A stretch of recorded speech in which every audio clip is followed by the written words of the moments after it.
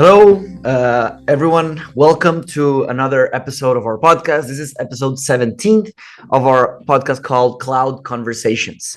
On this podcast, I interview academics and we talk about their fields and, of course, philosophical questions and whatever comes. It's really something that we go along and we just have an interesting conversation. That's mostly it. Please don't hesitate to contact us or ask any questions. And I'm here. Joining us today is Alva Markelius. Welcome, Alva. How are you doing? Hi, thank you. I'm doing well. It's really, really exciting to be here and talk to you. I mean, we talk a lot all the time, but in this context. Yeah, in this context, it's a bit weird. Let me just share a few words that I wrote about Alva. Alva Markelius is an AI Ethics and Society MST student at the Leverhulme Center for the Future of Intelligence at the University of Cambridge.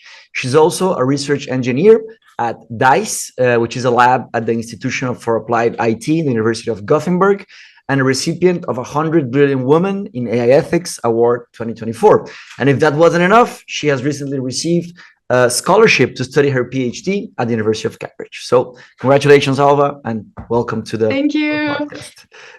Yeah, it's super exciting and really great to talk about these topics with you. You've done so much in so little time. So the first question is going to be really natural. Like the first and last question for this podcast is always the same. I always ask the first and last question to everyone that comes in. So the first question is precisely about your academic trajectory. Okay. The question is, what key attitudes and strategies do you consider an academic has to develop across the years to make progress on her field, right? And personally, how have you managed? And I really want to understand this because I know how you work and how well you work. How have you managed to stay motivated and focused on your work across these years, across time? Okay, yeah, that's such a good question, but also a huge question. I think for me, recently, a lot of things have just happened really, really fast. And in a way, and I think this applies to a lot in the academic world, that sort of when it rains, it pours, like when you get like some sort of, something happens to you, you get recognition, and then you get more recognition and so on and so forth. And in a way, I feel like recently it's almost like spiraled out of my control, like just a lot of things happening that I would never have guessed or even anticipated. And of course, I'm super grateful for all of that. Wow. But then, of course, I mean, it all boils down to, I think, a lot of hard work and a lot of discipline as well, because like you said, motivation comes and goes, and sometimes you're not motivated at all and you're just like, I don't want to do this, I want to do something else. Sometimes I'm like, you know what, I should just be like a tattoo artist instead, or just do something completely different. And then I think the only way to just like push forward is just like discipline and hard work, and eventually it does sort of prove valuable and it sort of pays off. So yeah, I don't know, like I started my trajectory, like I studied cognitive science for my undergrad, and that was really not a strategic choice. It was just like something that popped up that I saw this program. I was like, that sounds pretty cool. Like all this stuff with the mind, psychology, AI, like consciousness, super interesting. So like, many. Let's just do it. CogSci connects so many different fields, right? Multidisciplinary. Yeah, it really does. So cognitive science is like philosophy, psychology, linguistics, AI, oh my God, what did I forget? Computational computer, right? Yeah, like computer science. Yeah, computer science.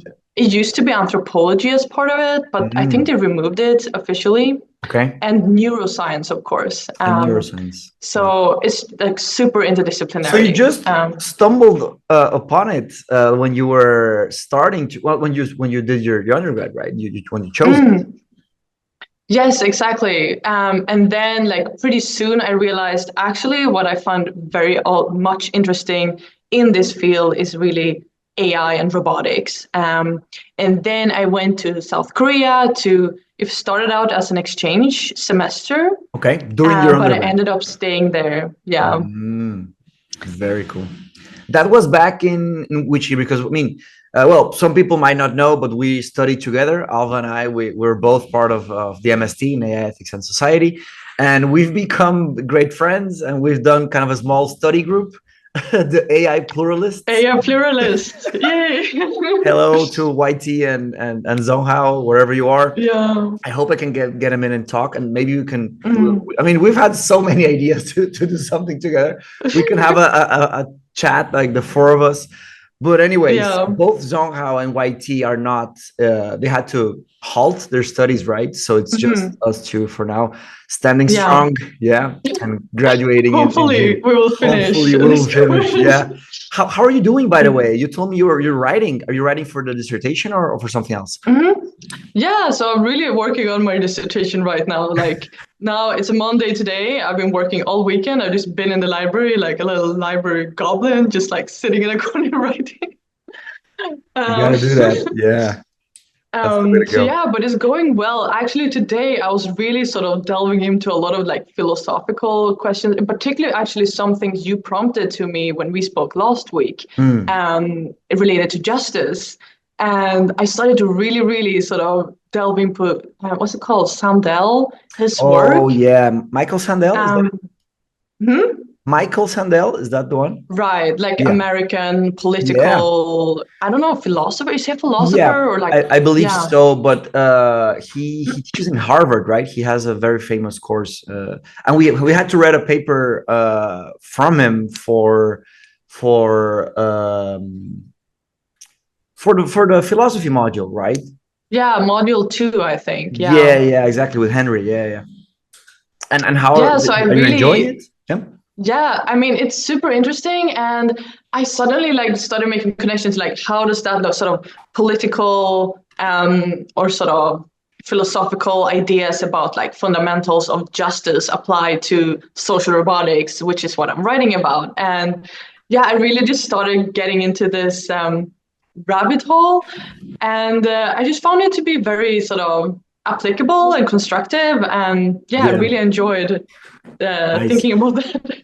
Great. Are you going to use some of his justice theory for your dissertation? Then looks like. Yeah, and it was really funny the way it like just connected the dots for me, actually. And I wanted to thank you again because we talked last week, and we sort of, you just said like, Alva, have you thought about, we talked about justice like what almost is justice? over a year ago now. And I was like, oh yeah, actually we did talk about justice. And so yeah, suddenly I started thinking about justice, but very sort of applicable to social robotics. And in that really context, applies. what does it mean?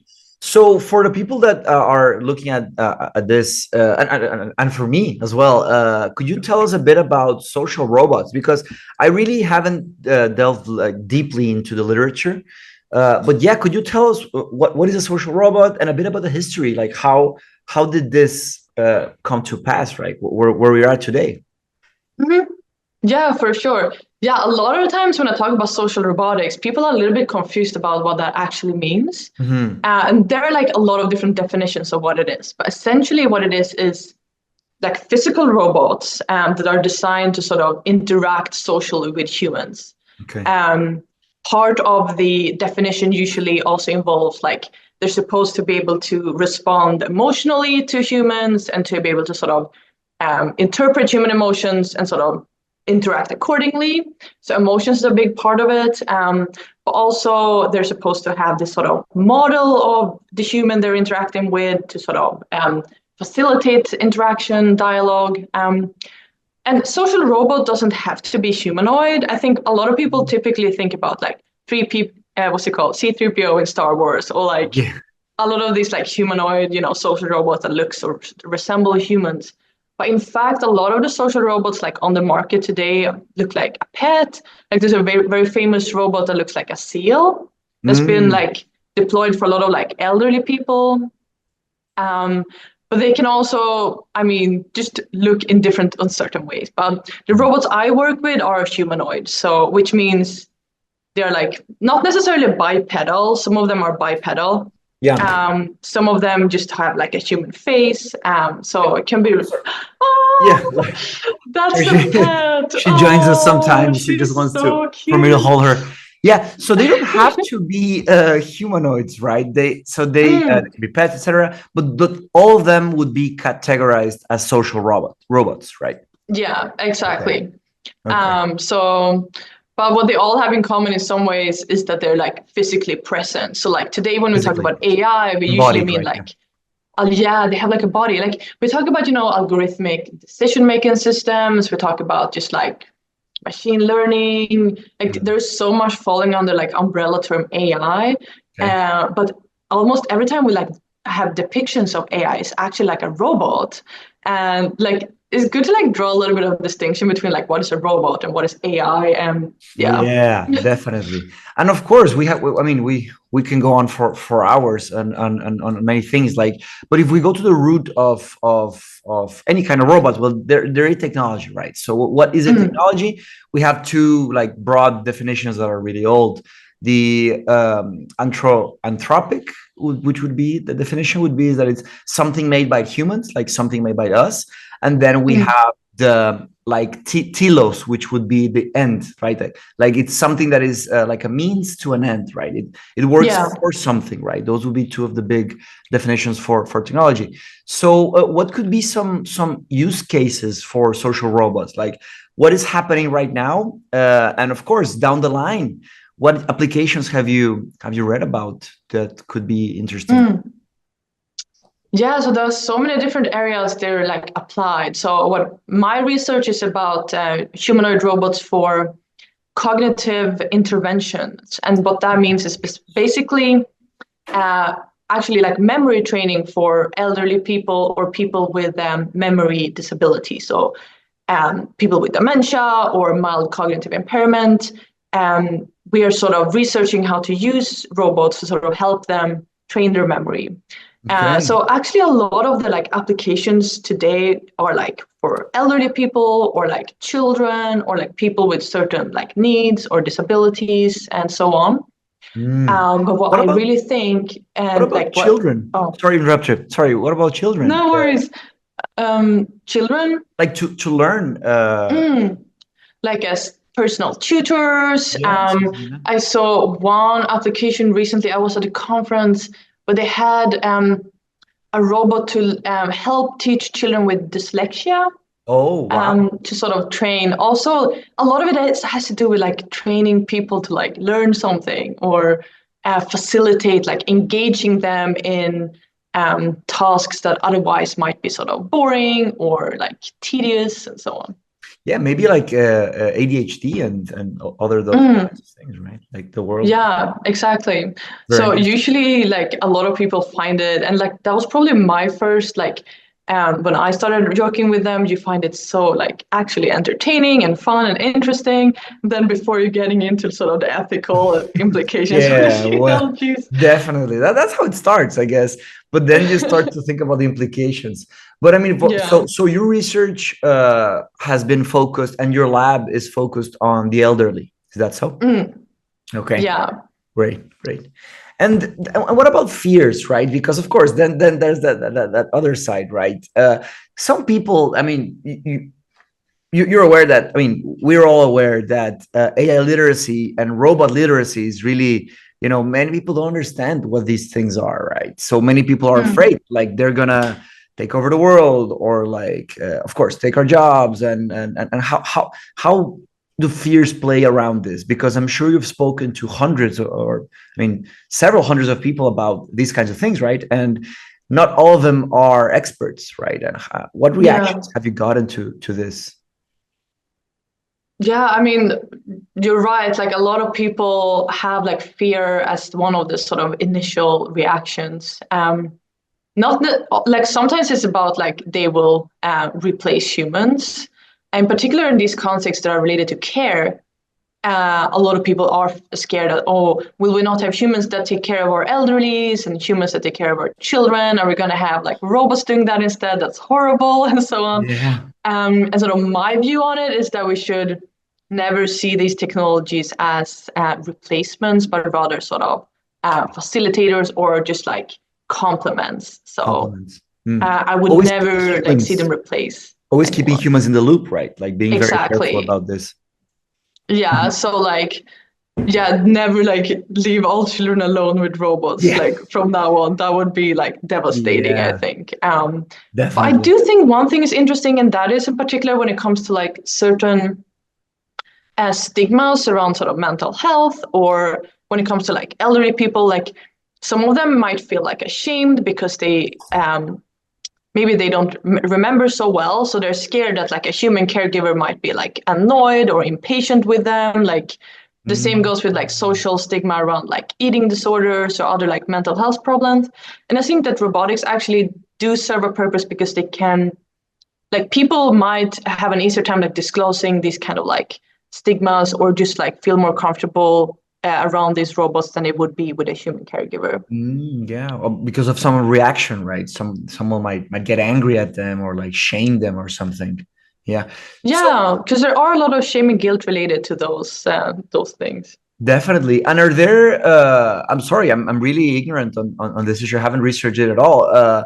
Are there, these robots are already operating at some places? Is this like, I'm sure it's not massive yet, but are there use cases that are happening right now? Yeah, but not a lot like in practice. I would say Okay. like, as we know, like in Japan, there are more. Yeah, oh yeah, you should. She's gonna Oh, stay with us for the rest of the talk, I guess. please. Oh, she looks Yeah. so happy. She really has a smile. It's so cute. Yeah, she's a great companion. Yeah. Yeah. So in No, Japan, yeah, of course, Japan. I mean, it's massive with this, right? but it's like harder, like in my home country where I do my research in Sweden, like I feel like it's much more of hesitation to adopt these technologies. And like what our research is mainly like the preclinical state. So we're like seeing if we have these like cognitive effects of our research rather than Yeah. like having deploy them in practice. Yeah, because there you mentioned a big word. So clinical. Oh, sorry. Oh, she wanted to walk out. She's like she wants to walk around. So I'm sure there's a lot of permits, and you got to take care of the regulation and the paperwork and everything in order to do this right. So could you tell us like a bit about experiments, right? Because you got to test, you got to understand how they work, the consequences. Could you walk us through like maybe not so thorough, but how would it work from the experiment design to deployment and to the results, and which bodies, like which institutions would evaluate these findings? I mean, so we do it in our research lab, which is like an academic institution. Okay. So it doesn't have like, it's not like a corporate sort of research yet. So it's just for academic purposes to advance the understanding of this. Okay.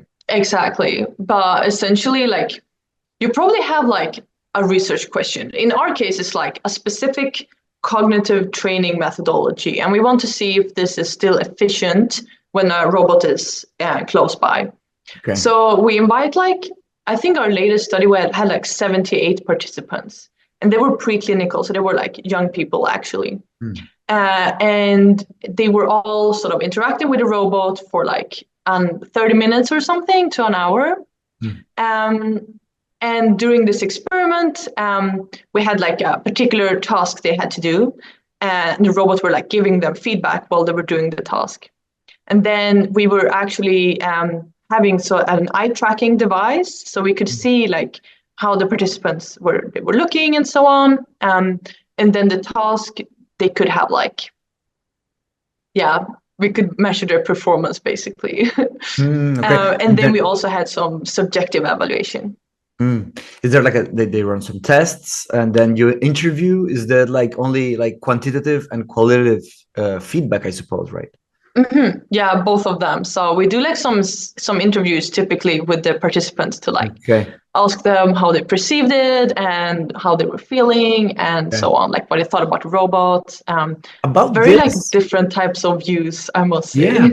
About this, I'm sure. Well, there's a big term. Well, I don't know if it's called a term, but it's the uncanny valley, right? Like it's a graph that when you feel when the robot. Correct me if I'm wrong, please. But it's like it means like when the robot is almost looking like a human, but there's something off, and it kind of makes people uncomfortable, right? Okay. Yeah, I mean, yeah. Can you talk about that? I mean, how does that play around? Because like humans connect at a human level. That's pretty straightforward. But what does that mean? How can we do that so we can make people feel at ease in order to get them somewhere, improve some aspect of their lives, right? I mean, it's so subjective. I mean, to start with, like what some person might find super like scary and weird and like freaky, some other person might actually find more human-like. And it was so funny. I did one experiment in Istanbul a year ago, a little bit over a year ago, with this humanoid robot. And it had this one participant who, after the experiment, walked out of the room and said, "Oh, she's so beautiful. I'm in love. It's the most beautiful thing I've ever seen." Wow. Whereas another person were like, "Oh my God, it's so scary. Like, I don't want to look at it. Like, it looks so human-like." But like, because the robot we work with is actually really human-like, it has like a back projected face and like, so it's like blinking. It's also following you with its like head movements and its gaze in the room. So like, as soon as you enter the room, it will like turn towards you. And some people find that super scary. Yeah, depending on the speed and the movement, it could scare some people. Yeah. Yeah. So, which robots have you worked on? Because I think there's one that kind of stands out, right? Is it the one you're working on right now? So I'm working with the fur hat robot. Fur hat robot. You can Google it or put a link somewhere. Yeah, I'm doing a short list of stuff to post on the video. If you think of some resources, please share them. I'll write them down. Okay, cool. Yeah, so I work with a fur hat robot, and that's the one with like a back projected face. It's developed in my home city in Stockholm, actually. But now it's deployed all over the world in different, like as a receptionist, like I know it's deployed in like a children's library in Stockholm to like recommend books. But also like as an airport, like you can be in an airport to like give directions and so on. It's like a robot head. So like it doesn't have a body. It's just like a it was one of those bust figures behind you. I'm sorry? Like one of those bust figures behind you. Yeah. So like it's called fur hat because what's the story again? Someone put a fur hat on it on the first time they were showing you. Yeah. Can you tell it's such a fun story. Like the researchers who were developing it were like in the very early stages of development, were invited to a conference in London. And this was like in Stockholm, it was the middle of winter, it was like a snowstorm outside. And it was like the day before the conference, they were doing like the final fixes on the robot, but it still had a lot of like wires out of its head. And they were like, "Oh my God, we're going to London tomorrow." And one of the researchers left their fur hat in the lab because it was like snowstorm in Stockholm. So they just decided, okay, let's just put the fur hat on the robot to like hide all these wires that's sticking out of the head so we can like go to London and show off our robot, basically. Wow. And it's stuck. Like now people. Yeah, now I think it's kind of a silly name, but no, it's cool. It's cool. I mean, it's a way to identify it. I mean, give it some personality, I guess. Yeah, I guess so. I mean, actually, like Scandinavia seems like one of the greatest like robotics like parts of the world. I'm seeing right now, actually, just a couple weeks ago, that OpenAI invested another 100 millions in this another 100. robot. You told me about this a few months ago. Are they investing more? Invested 100. So first 100 mil last year. Now, like a couple of weeks ago, 100 mil again. Wow. What's the name of that Norwegian. It's called 1X Technology, I think. And they do like bipedal humanoids. So they're like have a body and two legs and like can walk around. Yeah. So what do you think about like Boston Dynamics and like Elon Musk's effort of building? He's also trying to build a robot, right? I've seen some stuff around. What do you think about those efforts? Because I think those are more like industrial robots, right? Okay. Yeah, I mean they're really super cool, I think, but they're also like less social in a way. Like there's the robot called Atlas and Spot. If you haven't heard about it, you should totally like Google them on YouTube or something because they're pretty cool. I'll add the link. Yeah. But they're more used for like sort of what's it called, search and find operations, like even like military. I saw an amazing fashion show by Coperni who had the Spot robot in it, where they would like give the models like the designer bags. Wow. So there are so many use cases. Yeah. I actually wanted to see how much one of those costs, so I spoke to Boston Dynamics and I quoted the robot, like for a factory, and I forgot the price. I'll put it in the description how much it would cost. but it's the main use is for supervising like plants. And Yeah. let's say there's a gas leak and a human inspector might miss it. They have all kinds of sensors and they can detect the problem before it happens. But you mentioned something interesting, which is the military application. That's really well, scary, right? And dangerous, because if something starts to, you know, what are the limits? Have you been in, have you researched that aspect of robots in the military use? Have you read something about it? I mean, not more when we have talked about like in our class. In class. But I think when it comes to military, like it's a very questionable application area for robotics. I think there's like where we maybe should have more of like a reason to be scared. And I think also then again, like the social aspect is interesting, because I remember we had a paper about like, you know, anthropomorphizing robots is obviously like a very common thing. And even if these robots that we just discussed, like in Boston Dynamics and so on, they're mainly like, they're not made for social interaction. Like there's not a real like reason to anthropomorphize them from a social point of view. But it's interesting that like soldiers start to like personify and anthropomorphize robots that are meant for military use cases. Like similarly, that like, you know, like in the medieval times, soldiers would like put names on their swords and like anthropomorphize them. There's an interesting like gender aspect here too. Like typically like weapons have been given like female names. And you know that like robots are typically designed to like be female, to like have a female voice, or like even female associated characteristics. They're typically designed to like be sort of docile, obedient, and like always like follow instructions and like not question like abusive behavior and so on. So I think there are a lot of like interesting also like gender-based parallels to draw on this topic. How does gender play into all of this, right? This is something that we were bound to get to this part, because I know you've researched this a lot, and it's a big thing, right? Like, could people choose, or should people be able to choose the genders of the robots that they purchase, or that is going to be used in a home? And how does that play out? Because of course there's a lot of stereotyping and of course abuse, and in Spanish it's called machismo, which would be like what would you call it in English? Machismo is like misogyny. Is that Spanish? Yeah, I'm sorry.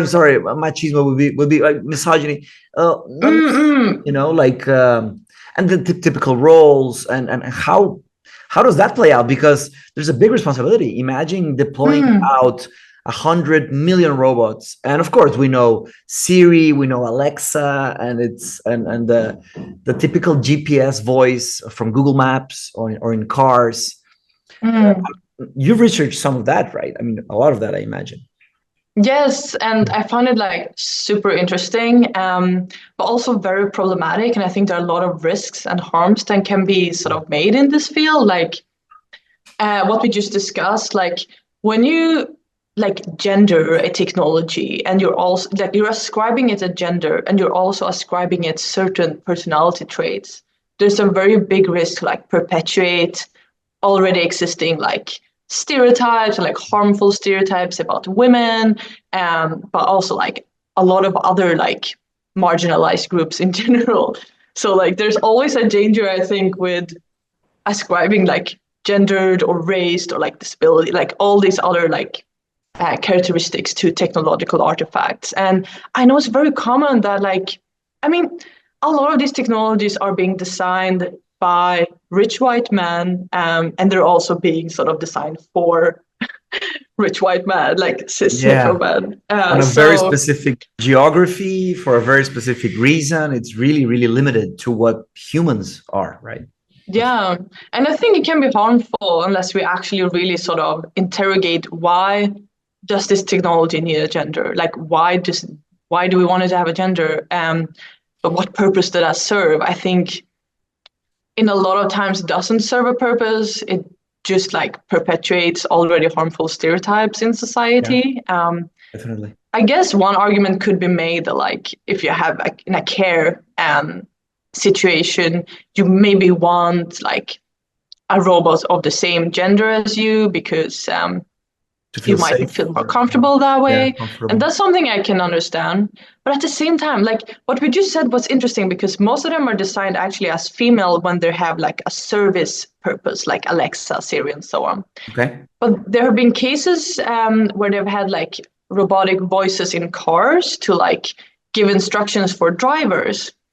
And these robots have more of like an authoritative sort of role to like tell Go drivers there. what to do or not to do. And there were cases where they had a female voice, but they had to change this because user wanted like a male voice. They didn't want like Wow. a female voice to tell them what to do. Tell them what And to I do. think that's kind Wow. of telling, actually. That is, yeah. So that we spoke about something very interesting that is related to this on our last conversation, which is, I believe you call it design justice, right? Because the way we spoke about it was that someone would choose. I mean, some companies could actually decide to delegate this responsibility to the user, but then again, that may not be the right way forward, right? So how does design justice play into this? And I mean, we're at the beginning of this. Imagine down the road, the responsibility of the founding fathers or the first people that are starting this. It's massive because we have things like once there's kind of a foundational aspect of a technology, it kind of sticks, right? So how does design justice play into all of this in this situation? Yeah, so that's like exactly what I'm thinking a lot about right now. And we just discussed like a lot of these different ethical implications of the way robots look and talk and are perceived. And like you just said, like a huge way to sort of deal or mitigate with this is actually something called participatory designs, like bring users into like deciding how these technologies should be designed. And that includes like their voice, their appearance, their gender, their personality, and so on. And by first instance, this might sound like a really good thing. Like, yeah, we're empowering users to like have their say in this. Like, that's brilliant, right? But in fact, participatory design have been getting quite a lot of like pushback recently because for one thing, it's like quite exploitative a lot of times, and it has sort of huge monetary interests sort of embedded into it. Like, why is that? We should let, like, if we let disabled people sort of decide how the robot should talk to them, we can then take that information, and this is actually labor these people do, often unpaid. Yeah, we can take that like unpaid labor, design robots, and then sell those robots to those people. So it's kind of exploiting their knowledge for a monetary purpose and then sort of posing a technology to them that might not be something they actually benefit from. So design justice starts thinking about actually who benefits from these technologies and the design of these technologies, and like how can we, instead of doing this like top-down design approaches, like doing the bottom-up instead, and always thinking about like intersectionality and sort of access of power and injustice that is sort of embedded in the systems. Man, and then it gets really complicated. Like who should be involved in the actual design, right? Like maybe they're a part of the equation. Of course, it would have to be done right. Like they would have to get paid. There would be a consent form, like what is happening to their data. But then again, who else, right? Like for example, in your lab, what does a team look like when you design and make an experiment? What backgrounds are there from the people involved? So in my lab, I'm actually the only woman. Okay, wow. And we're not a big lab. Like most people are like researchers, not necessarily from Sweden, but like Sweden or like Europe mainly, not only. But I think,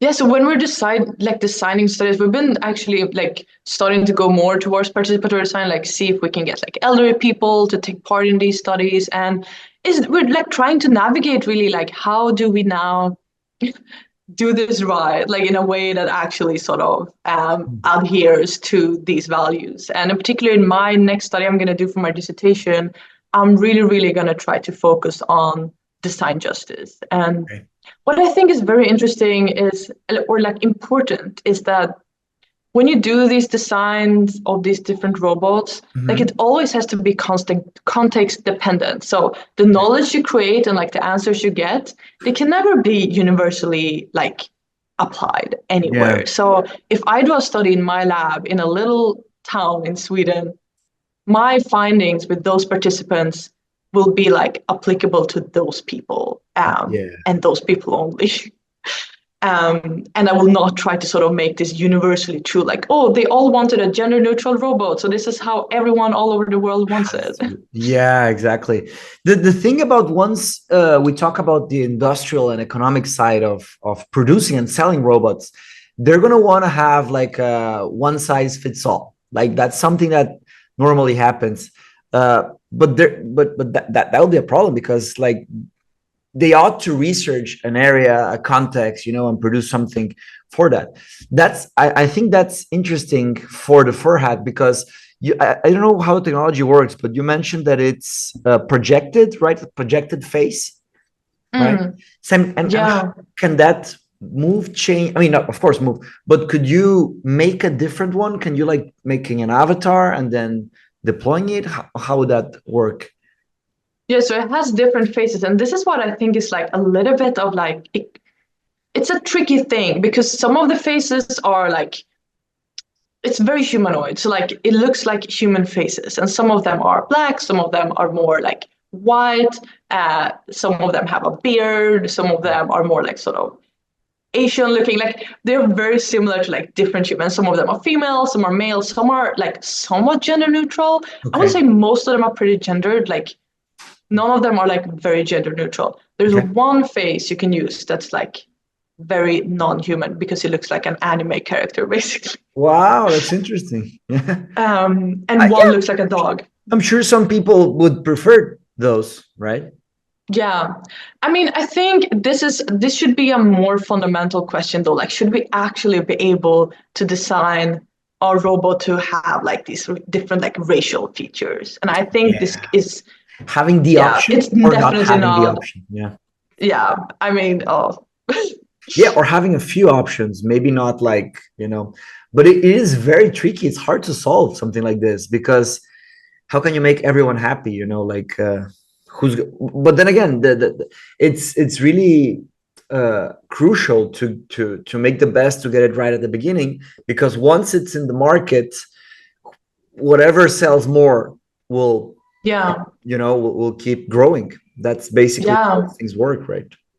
And it's not only about the appearance, it's also about its abilities, in particular like language abilities. So I have like a funny story from last week. I was sort of working with my robot on my laptop, like a simulated version, and I had my best friend over at my house. Like she wanted to speak Somali with the robot, basically.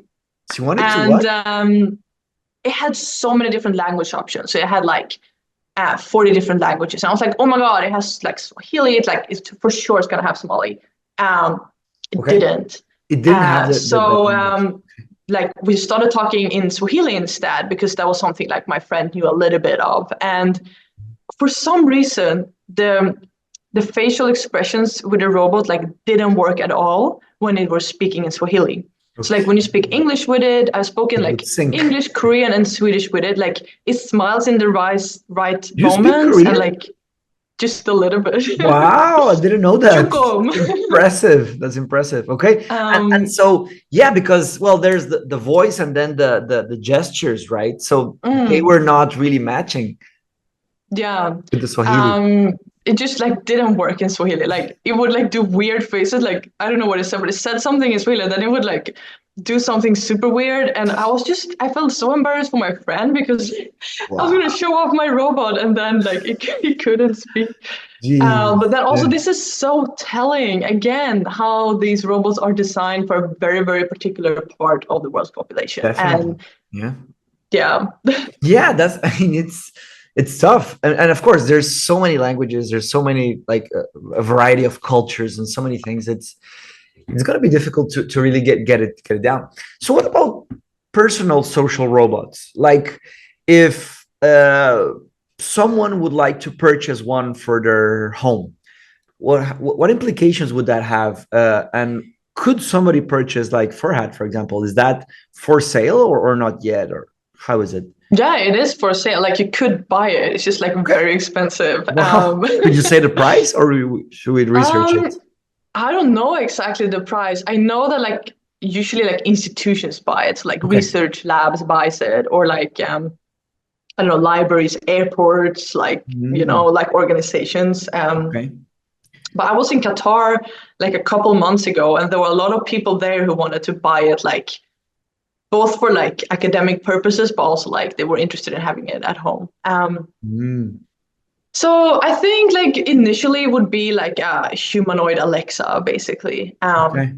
But then the more and more you can like fine tune the personality, I think in the future you will be able to like form relationships with these technologies. Okay. And there are a lot of interesting research on like what implication that has. Yes, definitely. So, for example, if someone purchases Furhat, how user friendly would it be? Like, you would have to be kind of an expert to set it up, right? Or is it a bit more intuitive or ready to go? I don't know.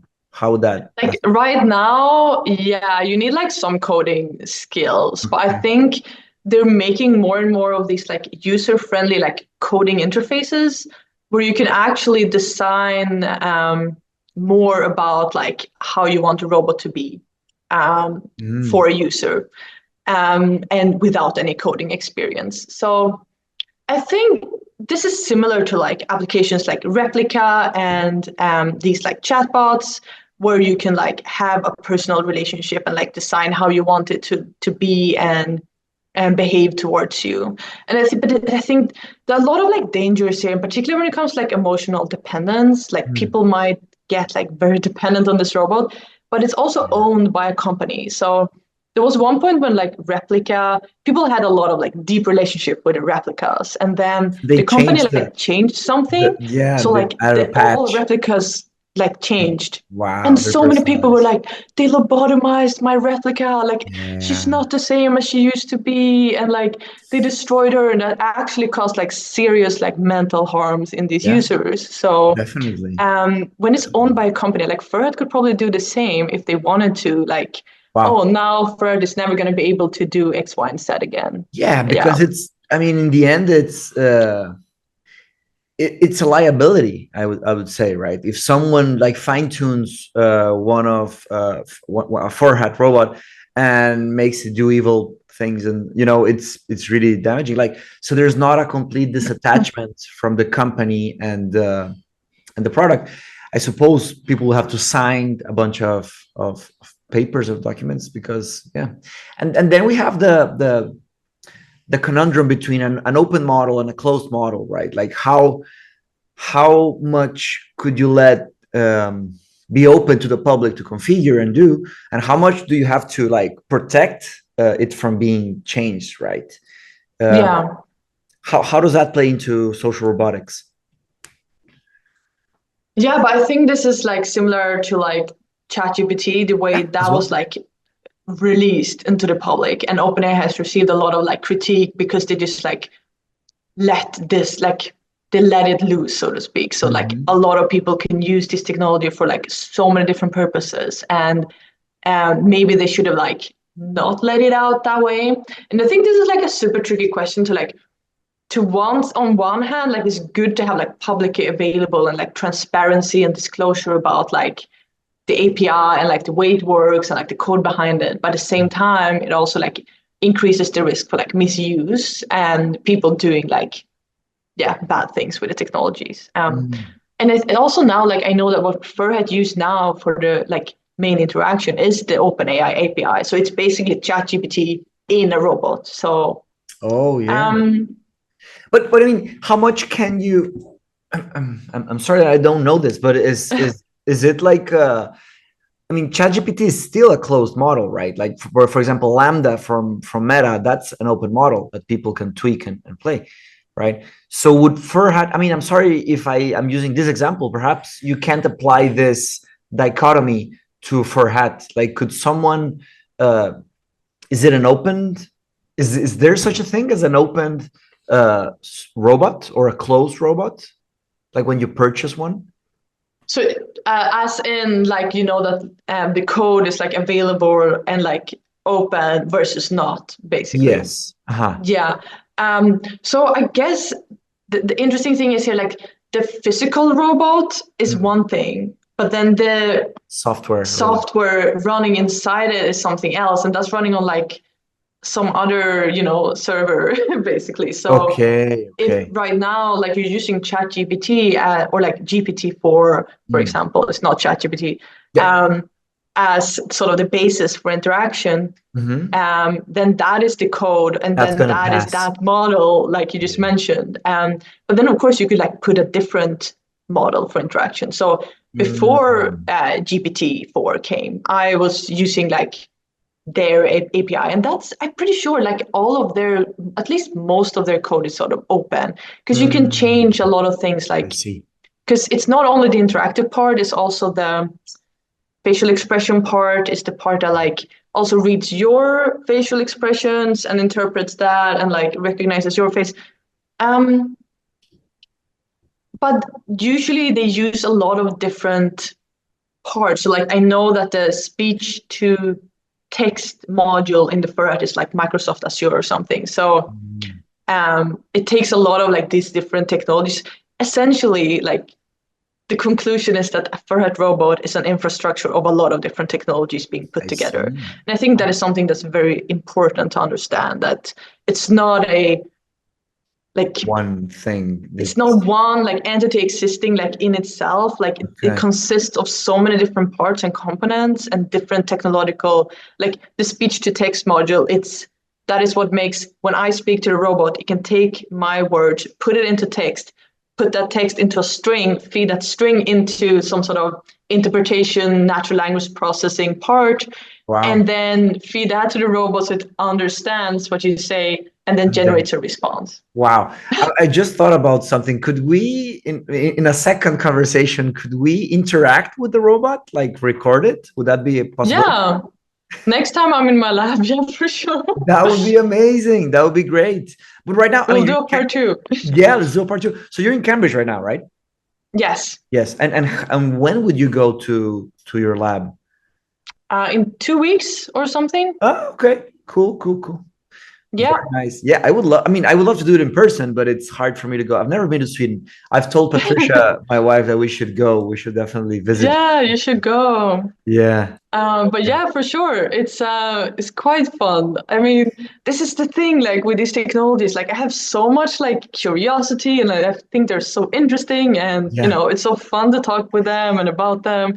But then I'm also like, there's so many obviously ethical implications, and like, this cognitive dissonance every single day in my job. Like, wow, this is so cool, and like, oh, this is so horrible. This is so horrible. Yeah, but I mean, your voice is so important, and I know you have like a great interest in doing these things right. So I'm happy that you've advanced so much in your career. I want to congratulate you, Alva, for Thank you. Done. And really, you're an inspiration. I think I speak for all of our cohort.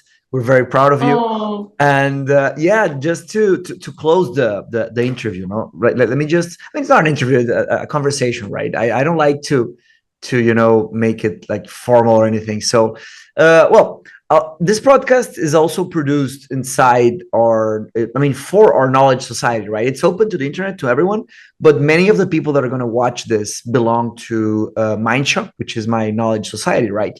And we have some goals as a society to keep moving forward, right? So we have an idea that we want our society to last for a long time, right? We don't know how many years, but eventually I'm going to pass the leadership to someone else. Not necessarily, not someone in my family. I want someone from the society to move it forward, right? For it to really become open. What do you think we could do, right? In order to last for a long time as a society of people that are researching, right? Like in Latin America, we don't have, the privilege of having universities as old as Cambridge or Oxford. I don't know what many places in the world don't have that. But what do you think is key, like as a society, to keep moving forward, to keep bringing more people, making it, interesting and consistent throughout time?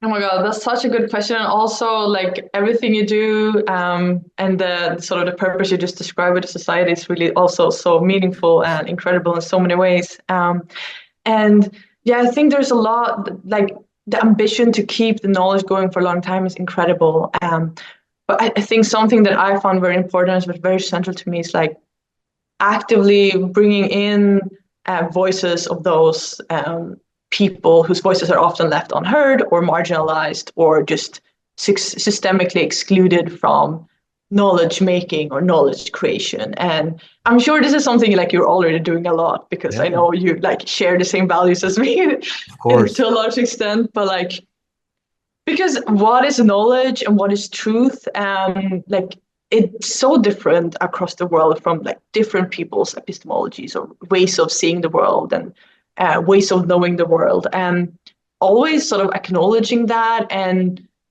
I think actively bringing in different perspectives to the conversations and the knowledge making is really key to Amazing. long lasting knowledge. Yeah. Thank you so much. Yeah, definitely. I mean, I connect with this idea, but thanks for saying it explicitly. Yeah, I have to keep it in mind. So we have I give scholarships every month. I give what is it, 50 scholarships, 25, 50%, 25, 100%. And one of the scholarships is based on Simone de Beauvoir, the philosopher, and it's exclusively for women. I mean, it's a start, but to promote more and more women here. But I know there are many other voices that it's not exclusively. I mean, we need more and more. And the last question is, what? I mean, let's say we succeed with this goal, right? What message would you send to the future knowledge creators and knowledge seekers, right? What recommendation would you give to our knowledge society when it comes to understanding the world, creating knowledge, and moving forward? Oh my God, that's an amazing question. I maybe have to like think a second. Go for it. So just some context. At this point in time, we are 2,500 people in the knowledge society. So, and they're all, they are like very multidisciplinary. They study different things. They're not all researchers, but they're interested in learning in general. So what would you give them? I mean, what recommendation would you give them to keep learning? I don't know. I mean, I guess, okay, so one thing would be like, for those people who think that, or might be told like they cannot do something or they cannot learn something, or and so on. To them, I would want to say that don't let anyone ever tell you what you can do or cannot do, or what you can learn and cannot learn. Like, you know that for yourself, and your lived experiences and your knowledge that you have for the person you are, with all your flaws and all your abilities and your own background, your lived experiences in the world you're situated in, and with the own sort of characteristics you have, are so valuable. And that is pure knowledge in itself. And in particular, what we just discussed in this episode, like lived experiences as a woman or as a person for a certain country or place around the world, or with a certain disability and so on. Your lived experiences are knowledge in itself, and it's so valuable. And never forget that. Maybe that would be something I would say. Amazing. Yeah. So I didn't mention this at the beginning, but I mean, I think I mentioned it to you the other day, but we're going to translate all of this into Spanish, and there's going to be Spanish subtitles here, because the people that follow our channels are mainly people from Latin America. And of course, I'm going to include your link over there so they can familiarize themselves with your work. And yeah, I just wanted to ask, if someone would like to learn more about social robotics, cognitive science, if you have something in mind, some links, could you please share them so we can add them there? Definitely. I will share some resources. Okay. There's so much interesting work. Yeah. All right. Well, great, Alva. Great. As always, a pleasure talking to you. Yes. Very happy that always finally did this. Thank you. And, yeah, let's keep chatting. Okay. Yes. Thank you. Thanks, Alva. Take care. Take care.